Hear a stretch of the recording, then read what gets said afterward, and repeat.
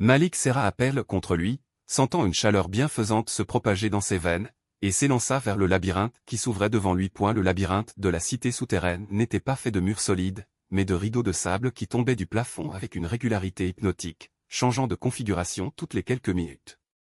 Malik devait faire preuve d'une concentration extrême pour ne pas se laisser enfermer dans une chambre sans issue où l'oxygène se faisait rare. La perle de rosée brillait d'un éclat bleuté chaque fois qu'il s'approchait de la bonne direction, mais le chemin était parsemé de pièges sonores. Au centre de la cité, devant le grand dôme qui abritait la veine d'azur au centre de la cité, devant le grand dôme qui abritait la veine d'azur, se tenait le maître des sombres reflets, une silhouette faite de pétrole et de désespoir, dont les yeux étaient des puits de vide. Cette créature n'était pas un monstre extérieur, mais le résidu de toute la cupidité et de toute la haine que les hommes avaient déversée sur la terre au fil des siècles.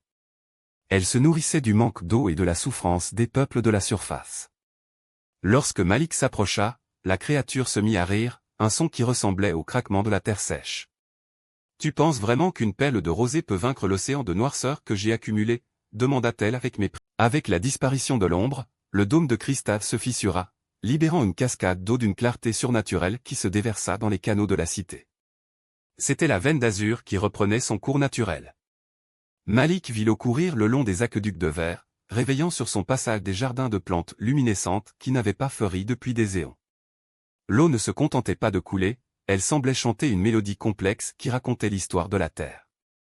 Malik savait qu'il devait maintenant guider cette eau vers la surface, mais le chemin était bloqué par les débris des anciens tunnels.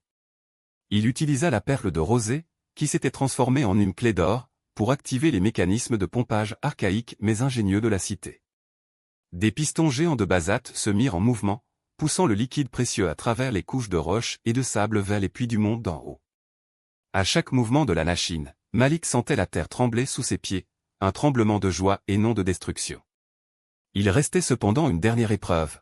Pour que l'eau atteigne Ganda, il fallait que quelqu'un reste en bas pour maintenir les vannes ouvertes jusqu'à ce que la pression soit suffisante. Malik était prêt à se sacrifier, mais les gardiens de sel réapparurent. « Tu as prouvé ta valeur, enfant du soleil. Nous prendrons la relève.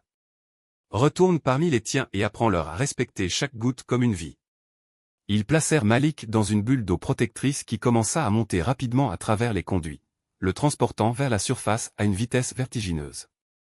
Il vit les couches de temps défiler devant ses yeux, les fossiles, les racines profondes et enfin, la lueur dorée du soleil qui filtrait à travers le sable.